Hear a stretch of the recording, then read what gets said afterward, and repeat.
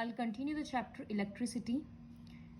Last time हम अपने video में करंट, पोटेंशियल डिफरेंस इन सब के बारे में बताए थे. एक लास्ट हम लोग टर्म देखे थे रेजिस्टर और साथ में था रेजिस्टेंस. तो ये क्या होता है? हम बताए थे कि कुछ कुछ इंस्ट्रूमेंट्स होता है या कुछ कुछ मटेरियल होता है जो अपने से इलेक्ट्रिक करंट को पास होने नहीं देता. वो मटेरियल को ही रेजिस्टर बोलते हैं और उसका यूनिट होता है रेजिस्टेंस. मेजर करने के लिए रेजिस्टर का साइन ये होता है.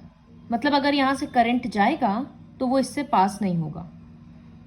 डिपेंड करता है, या तो थोड़ा सा पास होगा या बिल्कुल ही नहीं होगा, उस तरह से. तो अब हम लोग पढ़ेंगे ओम्स लॉ के बारे में. ओम्स लॉ क्या है?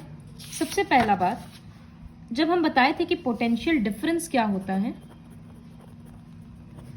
पोटेंशियल डिफरेंस मतलब अगर एक जगह पे पोटेंशियल VA है और एक जगह पे VB है, suppose VA is greater than VB, तो हम बताए थे करंट फ्लो करेगा इस तरह से. तो इसका मतलब जब तक पोटेंशियल डिफरेंस नहीं होगा तब तक इलेक्ट्रिसिटी फ्लो नहीं होगा, और जितना ज्यादा ये डिफरेंस होगा उतना ज्यादा करंट पास करेगा. तो हम लिख सकते हैं कि more V equals to more I. I किसके लिए? करंट के लिए. मतलब more potential difference more current. तो इसको सिंबलिकली लिखते हैं V is directly proportional to I. और ये सब हम लोग फिजिक्स में देख चुके हैं कि अगर कोई प्रोपोर्शनलिटी हटता है तो इक्वल्स टू बैठता है और एक कांस्टेंट देना पड़ता है. उस कांस्टेंट को यहां पर R बोलते हैं, where R equals to resistance. जैसे हम लोग यूनिवर्सल लॉ ऑफ ग्रेविटेशन में भी देखे थे, F directly proportional to mm/r² था. तो प्रोपोर्शनलिटी हट के यहाँ पर एक इक्वल का साइन बैठा तो एक कांस्टेंट बैठा, जिसको ग्रेविटेशनल कांस्टेंट बोलते हैं. तो इसी तरह से ओम्स लॉ है कि ज्यादा करंट तब पास करेगा जब ज्यादा पोटेंशियल डिफरेंस होगा. तो more the potential difference more current will flow. तो ये प्रोपोर्शनलिटी का साइन हटाने के लिए इक्वल टू बैठा और एक कांस्टेंट सेट हुआ R. This R is called resistance. ये किसके ऊपर डिपेंड करता है वो भी हम लोग पढ़ेंगे. इसका SI यूनिट होता है ओम. साइंटिस्ट के नेम के ऊपर है and the symbol is this. इस सिंबल से उसको रिप्रेजेंट करते हैं. तो हम यहाँ क्रॉस मल्टीप्लाई करके I को नीचे सेंड कर सकते हैं. तो ये बन जाएगा V/I इक्वल्स टू R.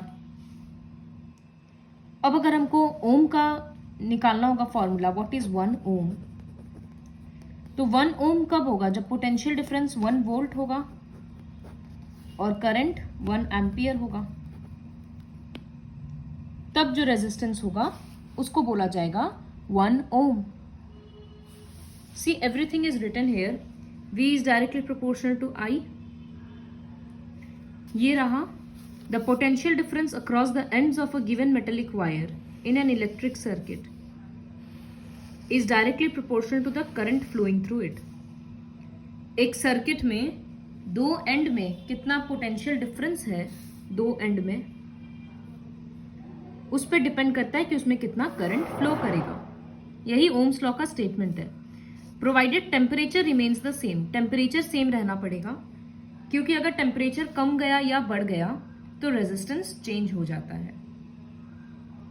तो V directly proportional to I. उसी तरह से फिर डिराइव किया V इक्वल्स टू IR. यहाँ पर R कांस्टेंट है एक मेटेलिक वायर के लिए एट ए गिवन टेम्परेचर, और उसको रेजिस्टेंस बोलते हैं. फिर यहाँ 1 ओम का फॉर्मूला दिखाया है. कभी कभी क्या होता है, ये रेजिस्टेंस चेंज करना पड़ता है बार बार. तो उस सर्किट में, अब ये सर्किट को बार बार खोल के थोड़ी ना यहाँ रेजिस्टेंस चेंज करेंगे, तो उस टाइम पे एक डिवाइस यूज होता है जिसको बोलते हैं रियोस्टैट, और उसको सिंबलिकली दिखाते हैं इस तरह से. तो इसीलिए यहां लिखा था variable resistance. You can Google the term rheostat और जो इंस्ट्रूमेंट है वो फिर समझ आ जाएगा. ओके, नाउ अब हम लोग देखेंगे कि रेजिस्टेंस किसके ऊपर डिपेंड करता है. बहुत सिंपल वे में समझाते हैं। सपोज ये एक कॉपर वायर है और ये एक कॉपर वायर है। इसका लेंथ अगर 10 मीटर है तो इसका लेंथ सपोज 15 मीटर है। किस केस में रेजिस्टेंस ज़्यादा होगा? जितना ज़्यादा लेंथ होता है रेजिस्टेंस उतना ज़्यादा होता है, वो उतना ज़्यादा रोकेगा, रेजिस्ट करेगा। तो हम लोग बोल सकते हैं कि R is directly proportional to L, मतलब जितना लंबा उतना ज़्यादा रेजिस्टेंस। ये एक हुआ। दूसरा फिगर के लिए हम दिखाते हैं। सपोज ये एक वायर है और एक थोड़ा थिक वायर है। इसको बोलते हैं एरिया ऑफ क्रॉस सेक्शन। ये जो एरिया है ना गोल वाला, इसको। तो यहां पर सेकंड फिगर में क्या दिख रहा है? एरिया ज्यादा है। तो अगर एरिया ज्यादा होगा तो इलेक्ट्रॉन्स जल्दी जल्दी पार हो जाएगा ना। यहां से एक ही इलेक्ट्रॉन जा पा रहा है, लेकिन यहां से तो दो दो दिख रहा है।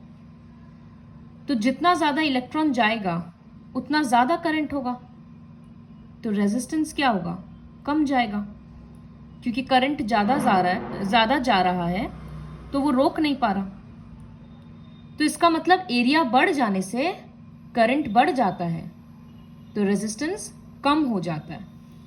इसी वजह से लिखा जाता है R is inversely proportional to A। मतलब more area means less resistance. Area मतलब area of cross section, wire का ये जो गोल वाला पोर्शन है वो। तो more area of cross section means less resistance, क्योंकि ज्यादा करंट पास होगा। इन दोनों इक्वेशन को अगर मिलाएंगे तो क्या बनेगा? R directly proportional to L न्यूमरेटर में है और A डिनोमिनेटर में है। अब हम लोगों को पता है कि प्रोपोर्शनलिटी हटाने के लिए इक्वल्स टू का साइन लगेगा, तो एक कांस्टेंट बिठाना पड़ता है। उस कांस्टेंट को बोला जाता है रो, RHO। This constant is called RHO। ठीक है। बुक में थोड़ा सा इटैलिक्स में P के जैसे लिखा हुआ है, उसको हम लोग ऐसे लिख सकते हैं। F समझ लो कर्सिव का, बिना लाइन के। ओके। सो R क्या है? रेजिस्टेंस। यहां पर हम लिख देते हैं R इक्वल्स टू रेजिस्टेंस। ये रो क्या है? इसको बोलते हैं रेजिस्टिविटी। इसके बारे में और बताएंगे हम। L क्या है? लेंथ। और A है एरिया ऑफ क्रॉस सेक्शन। ठीक है। तो ये एक फॉर्मूला बन गया, R equals to rho L by A। अब हम सबका SI यूनिट देखेंगे। तो R का तो ऑलरेडी पता है ओम, लेंथ का होगा मीटर, एरिया का होगा मीटर स्क्वायर। तो हमको किसका नहीं पता है? रो का नहीं पता। तो रो का फॉर्मूला निकालेंगे पहले। A ऊपर चला जाएगा और L नीचे आ जाएगा। तो हम लिख सकते हैं rho equals to RA by L। फिर अब जब ऐसा यूनिट लिखेंगे तो R के बदले लिखते हैं ओम, एरिया के बदले मीटर स्क्वायर और लेंथ के बदले मीटर।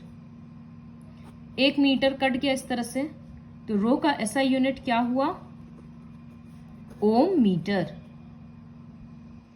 जिस तरह से एक ऑब्जेक्ट का डेंसिटी फिक्स्ड होता है ना, ठीक उसी तरह से एक ऑब्जेक्ट का रेजिस्टिविटी फिक्स्ड होता है, वो चेंज नहीं होता है। जैसे इतना सा कॉपर का वायर है या इतना बड़ा वायर है, उसका डेंसिटी सेम होगा क्योंकि वो एक ही तरह का मटेरियल का बना हुआ है। ठीक उसी तरह से अगर इतना सा कॉपर वायर है या इतना बड़ा वायर है, उसका रेजिस्टिविटी सेम होगा। क्या चेंज होगा उसमें? रेजिस्टेंस चेंज होगा।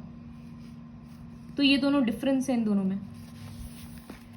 जैसे यहां टैबुलर फॉर्म में दिखाया है कि जो कंडक्टर्स है, जैसे सिल्वर, कॉपर, एल्यूमिनियम, टंगस्टन, इन सब का रेजिस्टिविटी देखो पावर में माइनस है। फिर इंसुलेटर्स है तो उनका पावर पॉजिटिव है। इसका मतलब इंसुलेटर्स का रेजिस्टिविटी ज्यादा है क्योंकि वो करंट को ज्यादा रोकता है। सिंपल सा पॉइंट है।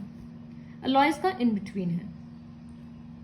So these were the factors on which resistance of a conductor depends. Resistance किसके ऊपर डिपेंड किया? लेंथ के ऊपर एरिया के ऊपर और नेचर के ऊपर, तो समझ लो उसको हम लोग रेजिस्टिविटी बोल दिए।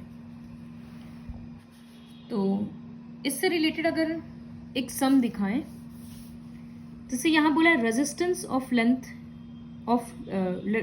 Of a metal wire of length 1 metre is 26 ohm. ये फर्स्ट स्टेटमेंट में मतलब गिवन क्या है,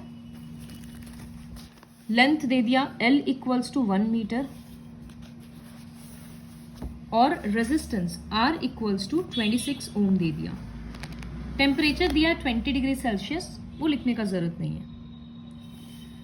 डायामीटर वायर का दिया है 0.3 मिलीमीटर। ये स्टैंडर्ड यूनिट नहीं है, तो इसको मीटर में करने के लिए 1000 से डिवाइड करना होगा, क्योंकि वर्ड मिली है। और इसका भी एक डेसिमल हटाएंगे तो एक जीरो और लग जाएगा। इसका मतलब ये बन गया 3/10,000 metre.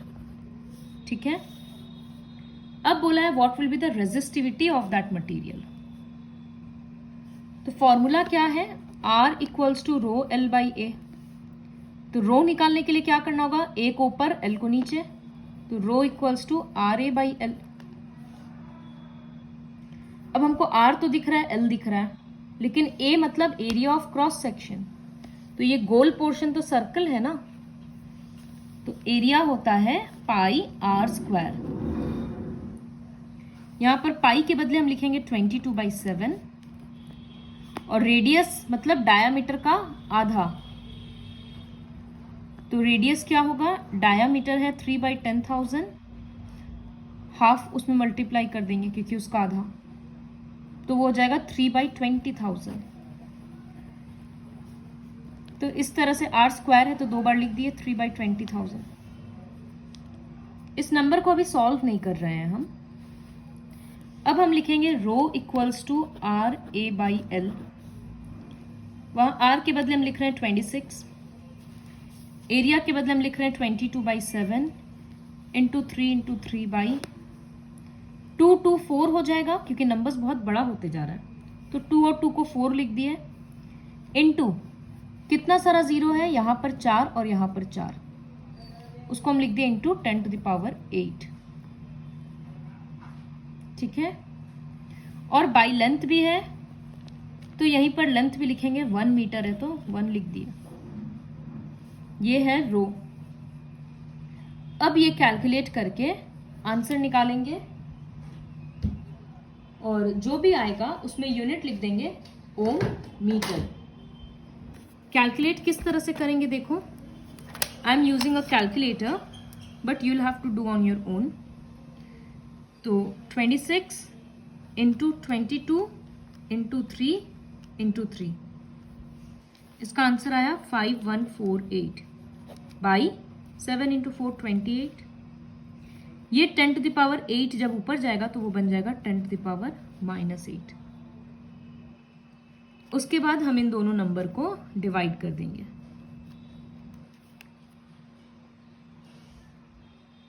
So you'll get your answer. Okay? Like this you have to do the sums. ये था ओम्स लॉ।